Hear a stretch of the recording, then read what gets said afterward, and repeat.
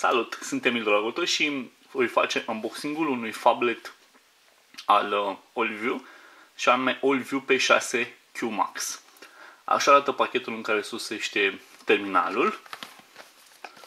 Pe spate avem câteva din specificațiile sale, faptul că este un telefon care vine cu conectivitate 3G, cu suport pentru două cartele SIM, incorporează un procesor MediaTek octa-core la 1.7 GHz, rulează Android 4.4 KitKat, are 9 mm grosime, vine cu un display de 5,95 inch cu panel IPS și rezoluție Full HD, 1920 x 1080 pixeli, o cameră principală de 13 megapixeli și una frontală de 5 megapixeli, are 2 GB de memorie RAM, 16 GB de spațiu de stocare și slot pentru cardurile microSD de până la 32 GB. Bateria este de 3000 mAh.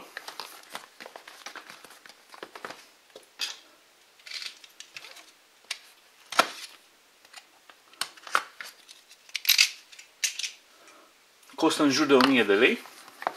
Aveți link în descriere către oferta unui magazin online. Avem certificatul de garanție, device-ul propriu-zis, bateria de 3000 mAh,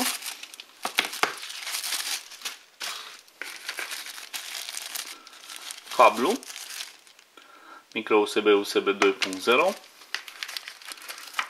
încărcătorul pe USB,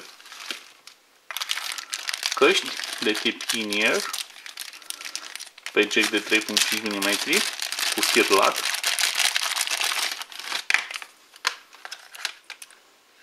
vedeți, manualul și codul de activare pentru Bitdefender Mobile Security și certificatul de garanție. Mă rog,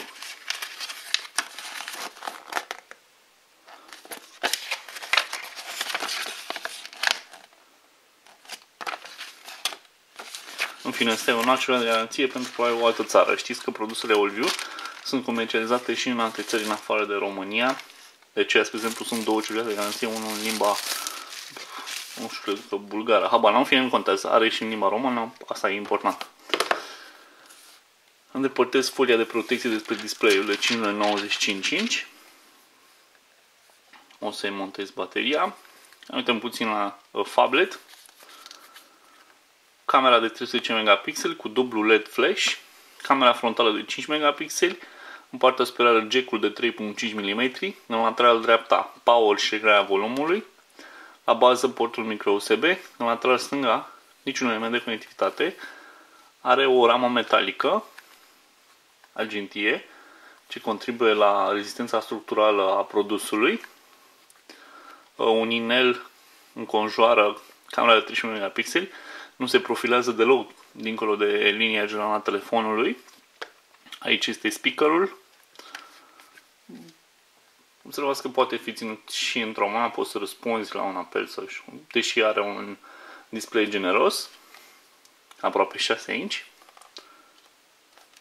Este un plastic plăcut la atingere pe spate, mat. Mă bucur că nu este un plastic lucios. Aici avem suportul pentru cele două cartele SIM. O cartelă SIM de dimensiuni normale, o cartelă de tip micro SIM, slotul pentru cardurile microSD de până la 32 GB. Bateria de 3000 mAh este foarte lată.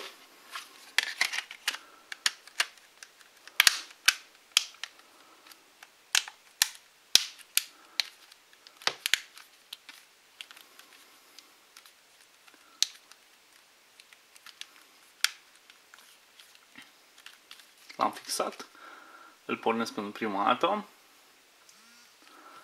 Era de bun augur dacă venea cu Android 5.0 Lollipop sau dacă primea update la această versiune de soft. El vine cu 4.4 KitKat.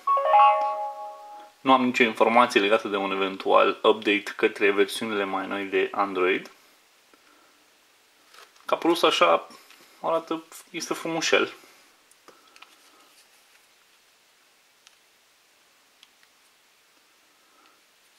un produs mid-range.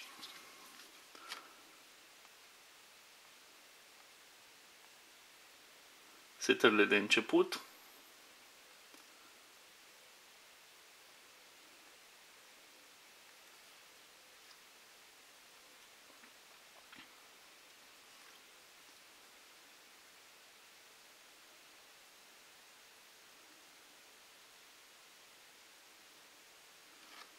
O să modul la luminostate și o să dau la o valoare maximă.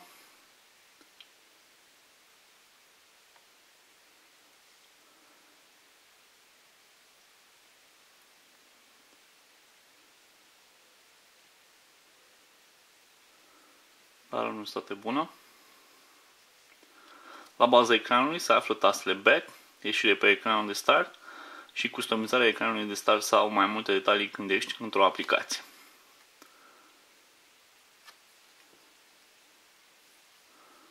Văd că rulează un Android fără Bear UI. Acestea sunt aplicațiile preinstalate. Observați Bitdefender Mobile Security pusă în plus pe lângă aplicațiile care vine de obicei un telefon Android. System Update, acces la magazinul de aplicații și atât. Deci decât Bitdefender Mobile Security spune că este în plus. În rest, aplicații specifice unui smartphone Android. Repet. Zona de notificări, exact cum arăta și pe telefoanele Nexus cu 4.4 KitKat.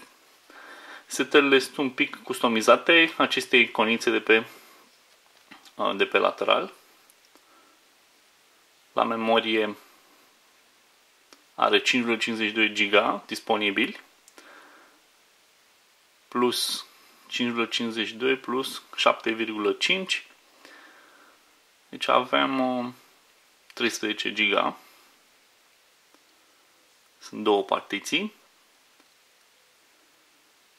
Despre telefon 4.4.2. Cam atât despre AllView pe 6Q Max. Mai multe detalii într-o recenzie ce va sosi pe site, pe gadget.ro. Vă mulțumesc tuturor pentru atenție, să aveți o zi cât mai frumoasă. La revedere!